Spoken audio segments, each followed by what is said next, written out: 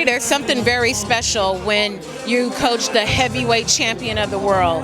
You know, at the time that was the elite, the top tier of all boxing champions. How meaningful is it to have this accomplishment under your belt as a trainer? It's great. I mean, it's a great feeling. It's very special. It's a very special feeling, you know, having the first Mexican-American heavyweight champion, the first Mexican heavyweight champion, and the people's champion more than anything. You know, and understanding where we come from, understanding who we are, how people look at us in this great country, and how people sometimes get the wrong idea about us, Latinos, Hispanics, and you know, we have something to prove. We're here to show people that we're here to do good things as well, good positive things. Andy, you know, there's just something very special about him. He just kind of radiates this goodness, this kindness, this gentle nature. How has becoming the champion impacted that? Because it seems like it's almost magnified now. Well, he doesn't change. He's got quite a personality. You know, he stays humble, he stays grounded. The situation hasn't allowed him to change. He still hangs out with the same people. His dad's still around, mom, myself as a coach, and everyone else that has been there from day one. And that's very important. And for that tells you a lot about a person. And he's a giving kind of individual. Like, he's here to spend some time with the fans, with all the kids, you know, the media, and just to give back. You know, the tenor around this promotion of this fight is quite different. You know, the other side has been considerably quiet compared to the last fight.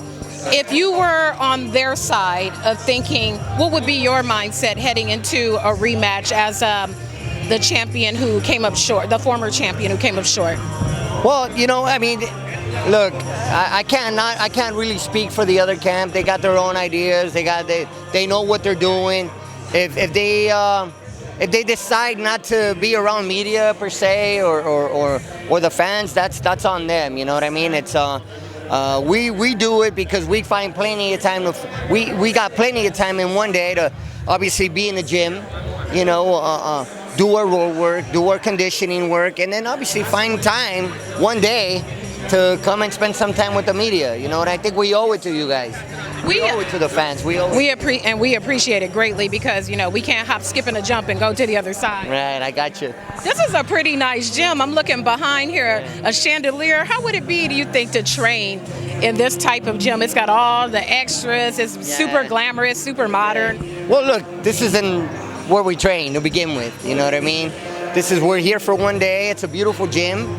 You know, we're gonna, you know, give people a little exhibition and show the people a little bit about what we've been working on, and let you all know that he's good, despite of all the criticism and all the stuff that people have been saying that, you know, he hasn't been focusing on the fight. You know, you'll get to see for yourselves that he's in pretty good shape.